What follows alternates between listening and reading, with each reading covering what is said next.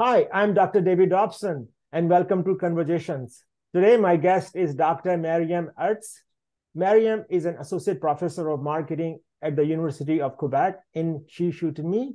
She received her PhD jointly awarded by McGill, Concordia, HEC Montréal, and the UQAM's School of Management. Her research interests include responsible and collaborative consumption, circular economy. She has published numerous research articles, authored a book on responsible marketing, and serves as a co-editor and editor of various academic publications. It's a great pleasure to have you with me today, Myriam. It's my pleasure, David. To start off, what is sustainable marketing? Okay, so let's start with what it's not. So actually, there have been a few marketing streams in the past that have developed since the 60s and the 70s, and which can conflate with sustainable marketing, but do not squarely fit with that concept. Mm-hmm. They have, however, contributed to form present-day sustainable marketing. Mm-hmm. So if we start with the first form, this one includes social marketing. Mm-hmm. So this is basically the application of marketing principles, concepts, and tools to solve problems of social change. So for example, driving, smoking, gambling, etc. Yeah. Then came something different that's called societal marketing. Okay. And societal marketing involves making marketing decisions, mm-hmm. taking into account not only the wishes of consumers, mm-hmm. but also the long-term interests of the consumer and society. Okay. Then you have something else that's called ecological marketing. Mm-hmm. So you might think this is it, but not just yet. Ecological marketing reforms marketing activities that cause environmental problems in order to remedy them. So they target products and companies that mm-hmm. were causing problems mm-hmm. or promote companies that were able to fix them. Okay. But there was a limited focus on a small number of industries. For example, the automotive, oil, agrochemical companies typically. Okay. And then came environmental marketing. Mm-hmm. So this one refers to the holistic management process that's mm-hmm. responsible for determining, anticipating, and meeting the needs of consumers and society mm-hmm. in a profitable and sustainable manner. Okay. But the problem was at this mm-hmm. point that we targeted what's called the green consumer. Okay. And does the green consumer actually exist? Mm-hmm. And we also said that, well, we have green products, but what is a green product actually? And what is the greenest product? And how to make a product greener? Okay. So there were a lot of questions actually that came on the table. Okay. And so with time, we developed another concept that's called mm-hmm. sustainable marketing, mm-hmm. which refers to something a bit larger. Okay. So of course there is the environmental component, but there is also the social one. And we also take into account the fact that we have to remain profitable. So mm-hmm. the economic dimension as well. Mm-hmm. So this actually refers to the concept of triple mission or triple bottom line. Yeah. And it acknowledges a broader perspective than the market orientation by taking into account all stakeholders. Mm-hmm. So actually in the French language, mm-hmm. there is another concept that got developed, and that's called responsible marketing. Okay. And that goes even beyond sustainable marketing. Okay. Because we integrate also the principles of ethics, mm-hmm. Ethical marketing, which puts mm-hmm. a stronger emphasis on the concept of responsibility. Is that the organization is motivated by the fact that it's accountable for mm-hmm. everything that it does.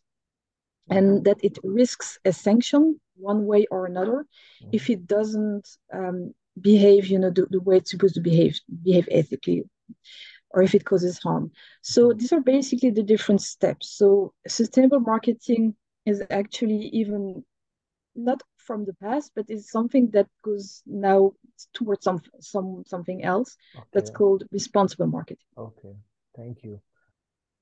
Why is sustainable marketing important? Now, from a fundamental perspective, it's important because mm-hmm. it's a first step, a mm-hmm. concrete step okay. Toward a systemic change at okay. the level of the economic system. Okay. So from a more down-to-earth managerial perspective, mm-hmm. sustainable marketing can bring several benefits for organizations. So, for example, it can attract customers. And this is especially true for millennials, who are becoming the most important consumer group with a large purchasing power and who are particularly sensitive to where they spend their money. So these are people who have grown up in the late 80s, 90s, when the Brundtland report came out from the United Nations. And they actually started to be educated through school, etc., with these ideas of ecology and take care of the environment, take care of others as well. So about 70% of millennials are willing to pay more for products or brands that support a cause they care about. That the other aspect, apart from consumer attraction, is greater risk management. So if you take better care of the environment and of employees and other valuable stakeholders, you can become, with time, more resilient. And so you have better risk management.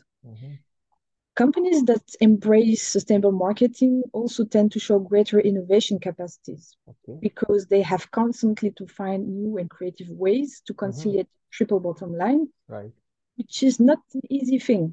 So, for example, if you cannot use single-use plastics because it uses oil and it creates tremendous pollution, well, you will need to innovate to find new types of packaging or new packaging at all. So it drives the sense of creativity and innovation. Another noteworthy benefit is profit, actually. And it's not the least important one. So sustainable marketing seems conducive to better financial performance. So when customers feel sincerity and authenticity in an organization's sustainable efforts, it actually creates commitment and loyalty with products and brands. So it provides consumers with something that they're deeply searching in these days. It's sense of meaningfulness, sense of meaning. And they will be willing to pay more for products, brands that embody meaningfulness and have a strong storytelling as well. People love stories.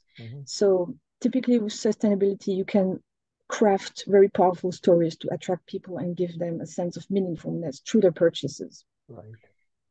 So they will be happy for locally organically produced food, especially if it's even cheaper than the alternative that's shipped from overseas.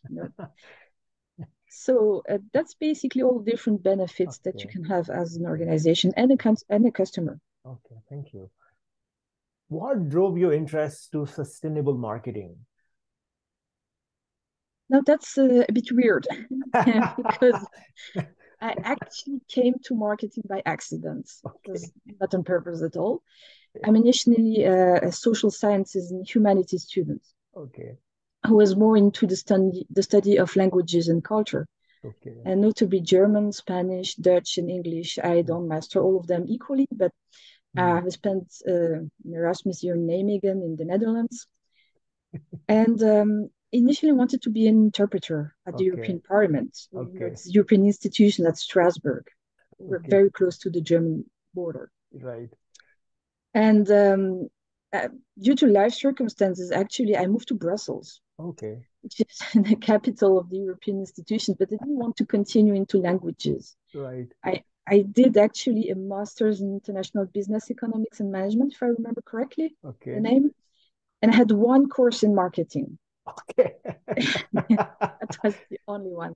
Accounting, finance, all the conventional business courses. I had one in marketing. And I have to say that initially I found the subject relatively shallow and quite superficial. That was my first impression. It was really my first impression. And we used, the Cutler's textbook. It's famous textbook. Multiple generations of students used it, and we did as well. And this is the Bible of marketing. And in 2009, 2010, there was not much about green or sustainable marketing. At that time, for example, Ken and Petey's book on sustainable marketing came out in 2012. Martin and Schuten's textbook as well in 2012, etc. So it came a bit later. At that time, it was still something not really known actually. Mm-hmm. The only thing that we heard from ecology was from Greenpeace, from these organizations, when they make spectacular actions like sustainable activism. Yeah. And I did not like that either, because I found that it was counterproductive. It disgusts people from sustainability because it destroys company assets and sometimes people's jobs and livelihoods. Yeah. So I found that it is important to focus on people's needs, both by securing their jobs and catering to their needs, but responsibly. Yes. So marketing appealed to me nonetheless, because by ensuring the access of goods to the market, you ensure that the job of people, producing the goods is safeguarded, and that people in need are being served. So that's what I actually liked about marketing, nonetheless. So I actually did a master's thesis in management sciences with a specialization in marketing in Montreal, Canada. And I have to say, I was a bit appalled by the cynic marketing stratagem. Still, it was still conventional marketing learning. That was back in 2011, 2012. And after working for 1 year as a marketing analyst, I actually came back and did a PhD. And I started my PhD in 2013. And I met with my future thesis director, who introduced me to marketing from a responsible perspective. And he was really passionate about it. I was a bit more skeptical since the concept started to gain traction in academia and a bit in business. But I found it again a bit, superficial and mostly greenwashing. But with time, I scratched the surface. I really found the concept fascinating because it could have great implications if it was done properly. In a sense, it made me see marketing from a different angle. So the discipline actually could be reformatted, because sustainable marketing basically instills a higher sense of benevolence, among people in all aspects of marketing practice.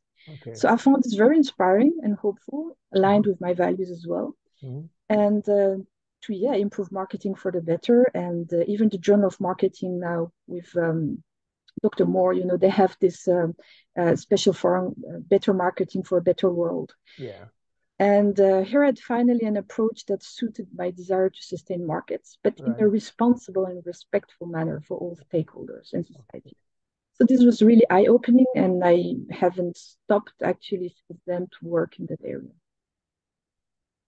Recently, you did a study on eco-labels for fair trade coffee. Can you please share this study? Absolutely. So actually, this is a research that I undertook with a colleague of mine who's called Sihem Derli, who is a professor and researcher at HEC Business School in France. So basically, the background of the study is that there are basically many eco-labels around, and most people do not know them all or understand them very well enough. Some are not genuine, which actually dilutes the efforts of genuinely responsible corporations and certifying bodies. So, it's the bad lemons that chase away the good lemons problem. So in principle, if consumers are better educated about the eco-labels, they will be better informed and make better choices. However, there is always the issue of providing too much information to people, and sometimes do not have enough space on the packaging also, practically, to do that. So we actually found that technology could be helpful in this regard, especially augmented reality, which adds actually digital information to a physical product. So the study is an experiment that actually explores the effect of information mediums, so paper packaging versus a packaging that integrates augmented reality, and richness of information. So we have something very simple, low level of richness and high level of richness of information for simplicity purposes. And we looked at the effect of these two variables on the effectiveness of messages around eco-labels. So the effectiveness was assessed by perceived quality of information, perceived credibility of information, and the intention to purchase the product in the brand. Mm-hmm. We use fair trade coffee as the product under study. Okay. And we use the Max Havelaar eco-label, which is a very famous eco-label and which is actually a reference for fair trade. Okay. Not used by Starbucks, by the way. Just to mention that on the side note. So the study was actually conducted online with non-random sampling frame. Okay. Because we use Amazon MTurk, and our sample was 260 plus North American consumers, so really focus on the North American market. Okay. What did you learn from this study? Now, actually, the results of the study confirm that when taken separately, augmented reality and enriched information, so more information, they both have a significant effect on the perceived quality and credibility of information around eco-labels, as well as on purchase intentions. Okay. So that means that when you use augmented reality alone, it can increase the perceived quality, credibility, and increase purchase intentions. And likewise, when you use more information, when you add additional information about eco-labels on the packaging, then it increases as well the perceived quality, credibility of information, and it leads actually consumers to buy the product. Okay. And what surprised us, though, is that the interaction between information richness and support does not necessarily lead to our expected conclusions. Okay. So people do not necessarily perceive the information to be of better quality or more credible when you use both augmented reality and richer information. So the only variable that actually gets affected is purchase intention. So that's the only variable actually that gets positively impacted, which is good for marketers, but we would also like to have some good effects on, the credibility perception and quality perception of information, but that wasn't the case when you combine both augmented reality and information richness. Actually, information quantity, even more so than the packaging support, so technology, has the strongest effect on consumer reaction. And this is also more indirectly shown by the fact that consumers who are more likely to perceive novelty, coolness, and complexity in the packaging are more likely to purchase. So this shows a rather superficial assessment of technology. So they are more likely to purchase if they are if they're involved with coffee and if they have higher incomes. But these are relatively logical outcomes, though. So these are basically the results that we got, and of course this has implications for businesses. So that means that businesses not necessarily need to invest into costly augmented reality technology. Providing richer information alone is sufficient, but technology might appeal to those more tech-savvy segments of the population. And these people typically will more positively respond to a tech-framed eco-label. So actually product managers, retailers, etc., they need to understand where their consumers lie in terms of tech savviness and propensity to like technology, etc., to inform their decisions. Another implication, actually, this is more disturbing, is that the study reveals an amplificatory effect of information quantity first and technology second on purchase intentions. It's like an echo chamber. So our study used a credible and well-known eco-label, Max Havelaar. But the effects found in this study could actually potentially work for any kind of eco-label, including the corporate-owned eco-labels, which are typically of lower standards and could mislead consumers. I'm not going to cite some, but I could. I know some of them, but these are corporate-owned or sector-developed eco-labels. And so actually, what the study also touches on is that there needs to be a better regulation on the allowed eco-labels in the first place. Because if you can promote the purchase of products that have a suboptimal eco-label on them, thanks to technology and better information, more information, then any kind of eco-label, could be pushed on the markets. And that's not solving the problem at all, actually. It's not our purpose initially. So in the first place, there would need to be a better regulation on these eco-labels. And there are more than 100 in Canada alone. Large. Very fascinating study. Thank you for sharing this. Finally, what advice do you have for business students who wish to study sustainability marketing? Yeah, I think the most important thing, and this actually holds for any area or subject that actually involves some form of activism, let's say, is that be careful of naive thought and try always to remain critical, even of subjects such as sustainability. Do not get too passionate about the subject and maintain some form of neutrality, because often what we see, and I've seen that time and time again in some, subsidies, applications and so on, in master's proposals, etc., is that the student or the researcher takes a very activist stance. And that's actually, it's unscientific, first of all. And it's damaging also to science in general, because sometimes we find counterintuitive, findings. And we mustn't censor ourselves into that. So we really have to always have this very open and rigorous approach to any subject, even sustainability. And I think that would be the biggest trap not to fall in. And apart from that, use rigorous methods, get your hands on a diverse set of techniques. So qualitative, quantitative, try to use mixed methodology, because it really gives you a richer perspective on any subject area, actually. Of course, sustainable marketing as well. Thank you for your time, Myriam. Have a great rest of your day. Thank you very much, David.